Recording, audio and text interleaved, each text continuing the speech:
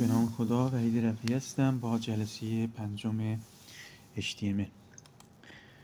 خب اجازه بدید یه فایل HTML دیگه درست بکنیم. lesson5.html. خب دوباره اینو من میام با نوتپد پلاس پلاس هم بازش میکنم. ببینید جلسات قبلی من ساختار HTML رو خیلی در موردش صحبت نکردم، به خاطر اینکه نمیخواستم درسامون پیچیده بشه. خب اما باید بدونیم که ساختار هر صفحه وب یا فایل HTML به صورت کلی به این شکل است. HTML، یه تگ HTML داریم و در انتها یه تگ HTML. داخل این تگ HTML قسمت بالا یه تگ هید داریم، بادی، و بادی رو میبندیم. ببینید ساختار کلی یه صفحه HTML مون به این شکل است. ما هر چیزی رو که قراره توی صفحه‌مون نمایش داده بشه رو داخل تگ بادی قرار میدیم و اون چیزهایی رو که میخوام سریعتر از قسمت بادی و سایر قسمت‌های صفحه برامون لود بشه رو داخل هید قرار میدیم. اگه من اون بیام سیو بکنم و اجراش بکنم، ببینید هیچی برای من نشون نمیده. این شما باید اینها رو به صورت قراردادی، شما باید اینها رو به صورت به همین شکلی که من براتون نشون دادم تو صفحه وبتون داشته باشید. حالا اجازه بدید من تو این قسمت یه تگ جدید به شما معرفی بکنم. ببینید ما یه تگ داریم به اسم تگ A. A میاد چیکار میکنه؟ برای ما یه لینک ایجاد میکنه. یه خاصیتی داره به اسم href. میایم داخل href یه آدرس وبی رو مینویسیم، فرض کنید که google.com یا هرچی، مثلا bing.com. خب این تگ رو میبندیم، داخلش عنوان لینکمون رو مینویسیم. مثلا مینویسیم فرض کن که bing search engine. خب بعد این تگ رو میبندم. یه چیزی که باید دقت بکنیم، این پراپرتی یا خواصمون فقط تو تگ آغازی قرار داده میشن، خودشون و مقدارشون. تو تگ پایانی ما هیچ پراپرتی یا خاصیتی ما نداریم. من اینو میام سیو میکنم. ببینید وقتی رفرش بکنم یه لینک برای من ایجاد میشه. البته که شما میتونستید اینا رو اصلا ننویسید، فقط همین تگ A رو داشته باشید. و گفتم شما به صورت قراردادی قانون صفحات وب اینه که شما استراکچر کلیتون این باشه. خب حالا هید به چه دردی میخوره؟ ببینید دوستان، ما اینجا اگه دقت کرده باشید یه عنوانی هست. من میخوام این عنوان رو بیام تغییر بدم. ببینید اینجا میام یه تگی استفاده میکنم اسم تگ تایتل. داخلش بیام مینویسم فرض کنید که چی؟ لسن مثلا 4 5. خب سیو میکنم. ببینید دوستان اینجا چی نوشته بود؟ lesson5.html که همون نام فایله. حالا اگه من بیام رفرش بکنم، ببینید همون عنوانی که من نوشته بودم، حالا میتونید شما عنوان فارسی هم بذارید، همینجا برای ما لود شد. حالا ممکنه که بگید خب این تایتل رو چرا اینجا گذاشتی؟ خب میتونید بیاری همینجا بذاری، مثلا بیاری اینجا بذاری. خب بازم اگه رفرش بکنیم همون lesson5 برای من دیده میشه. درسته مفسر سخت نمیگیره، ولی درستش اینه که شما یا داخل بادی اینو قرار بدید یا داخل هید. خب یعنی هر چیزی که ما داریم تو صفحه وبمون یا باید داخل هیدمون باشه یا داخل بادیمون. نرمش اینه. خب حالا ولی تایتل رو معمولا میذارن داخل هید. چرا این کارو میکنن؟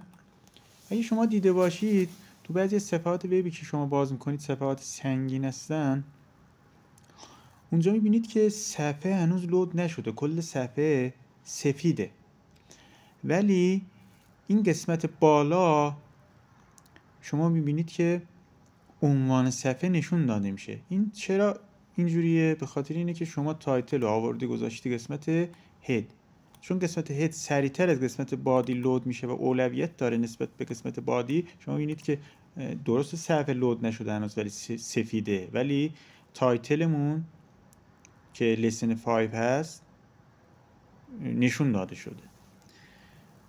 و یه سری کدهای دیگه هم داریم با عنوان کدهای CSS و کدهای جاوا اسکریپت. اونا رو هم همیشه تو قسمت هد قرار میدیم. البته بعضن کدهای جاوا اسکریپتمون رو در انتهای صفحه هم قرار میدیم، یا اگر هم قرار بدیم تو هد به صورت قرار میدیم که بعد از لود کامل صفحه اجرا بشه. اما کدهای CSS رو معمولا همین قسمت هد میذاریم. کدهای جاوا اسکریپت هم اکثرا همینجا قرار داده میشن.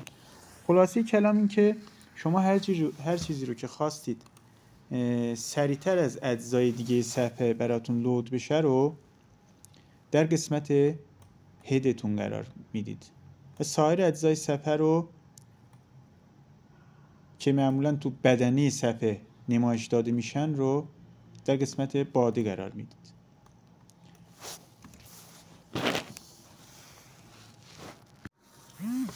خیلی خب دوستان، ببینید من مجددا میام این ساختاری رو که داشتم پاک میکنم. البته ما برای اینکه یه پروژه کامل داشته باشیم باید حتما اینا رو بنویسیم، ولی فقط فعلا نمیخوام صفحه ما شلوغ بشه. میخوام فعلا یه کمی ببینیم که CSS چیه و برای ما چی کار میکنه. ببین من اگه اینو سیو بکنم هیچ تغییری نتیجه من ایجاد نمیشه به جز اینکه من تایتلی که داشتم حذف شد. خب اجازه بدید بعد از این تگی که داشتم یه تگ بیار بنویسم. ببینید دوستان، من به حسب عادت باز اینجا اسلش گذاشتم. ببینید دوستان، شما میتونید تو اون تگایی که به صورت سینگل هستن در انتهای اسلش بذارید، هیچ فرقی نمیکنه. یعنی شما میتونید بی آر رو اینجوری هم بنویسید یا میتونید اینجوری هم به این شکل هم تگای سینگلتون رو بنویسید. وقتی شما اسلش رو به این شکل قرار میدید انگار این تگ که اینجا استارت خورده همینجا بسته شده و تموم شد. ببینید من یه تگ بیار زدم که بره خط پایین دوباره مثلا فرض کنید یه تکست دیگه می‌نویسم، تکست 2. حالا اینو اصلا من براش تگ نمیذارم. تکست سومم رو چقدر یه باز دوباره تگ بیار بذارم که بره خط بعدی که قاطی نشه. تکست سومم رو داخل تگ فرض کنید که بی محصورش میکنم. ببینید با تگ بی برچسب گذاریش میکنم که بولد بشه. دوباره من بیار میذارم، این بار یه تگ آی می‌نویسم، تکست 4. حالا یه تگ یو،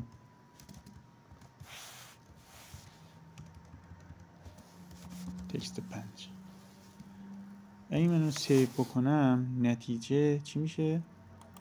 ببینید دوستان، اینا رو ما قبلا دیده بودیم. خب یعنی هیچ چیز جدیدی فعلا اینجا ما نداریم. دوباره فرض کنید من این خط رو بیام کپی بکنم، یه تکست بولد دوباره اینجا داشته باشم، این ایتالیک رو دوباره کپی بکنم، یه نوشته ایتالیک دوباره اینجا داشته باشم. فرض کنید که 6 7. یا شاید بهتر باشه مثلا اینو بنویسیم ایتالیک مثلا. اینم که ایتالیک بود، این چی بود؟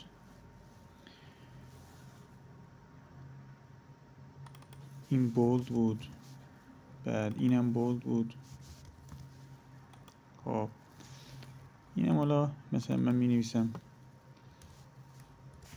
زیر خط دار، انگلیسیش به ذهنم نرسید. خب اینو دوباره سیو میکنم. و بعد این ایتالیک هم دوباره من بیار بزنم که اینا از هم سوا بشه. به آخری هم میتونیم حالا بیار بزنیم. ببین دوستان، ما اینجا 2 تا بولد داریم. خب یه تکسی داریم که اصلا هیچ تگی روش اعمال نشده، یه دونه لینک داریم، یه زیر خطدار داریم. من دوباره میام همین لینک رو دوباره در انتها کپی میکنم که لینکامون هم فرض کنید مثلا 2 تا باشه، مثلا 3 تا باشه. اینو فرض کنید مثلا اینو لینک میدم به کجا، مثلا فرض کنید به یا. این یکی رو مثلا میذارم رو چی؟ فرض کنید رو